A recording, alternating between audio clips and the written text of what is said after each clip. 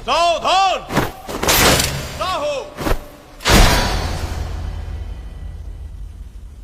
मैंने आपके आदेश की हंसी उड़ाकर आपका अपमान किया, अभिमान भरा जवाब भेजकर मन दुखाया।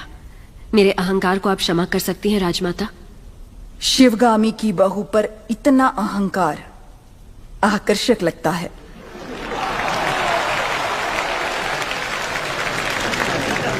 अपने होने वाले पति के समीप खड़ी हो जाओ देवसेना। मेरा निर्णय सही है या नहीं, माहिष्मती स्वयं देख ले।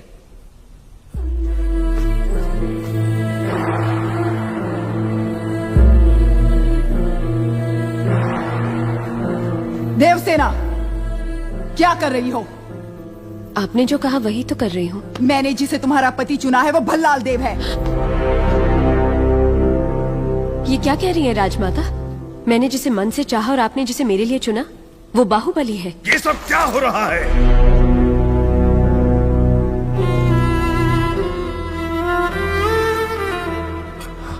क्षमा कीजिए राजमाता, ये भूल मुझसे हुई है।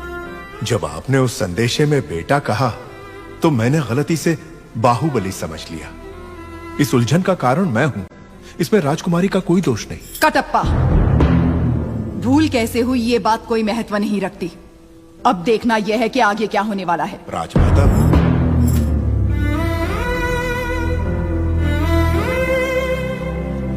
बाहु, मैं भल्लाल देव को देवसेना से ब्याहने का वचन दे चुकी हूँ। रुक जाइए।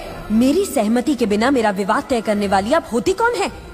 एक क्षत्रिय कन्या को अपना वर चुनने का अधिकार है, आप इतना भी नहीं जानती? इतनी भी बुद्धि नहीं है? शिवगामी से ऊंचे स्वर में बात करने का साहस कैसे किया? दंडनायक, इस अहंकारी को बंदी बनाकर घुटनों पर झुका दो। आज्ञा राजमाता।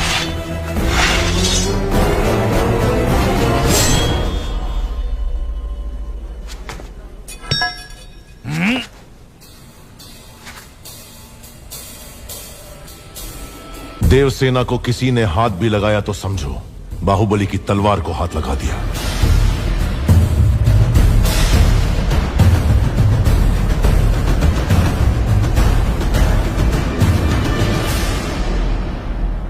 मां, देवसेना के गौरव और मर्यादा की रक्षा करने का वचन दिया था मैंने।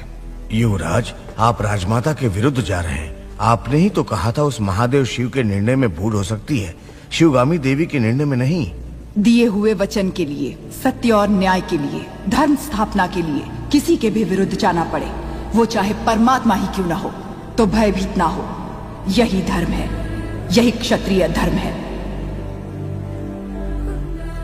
एक लड़की के मन की बात जाने बिना अपने बेटे को वचन देना गलत है। आपसे भूल हुई मां।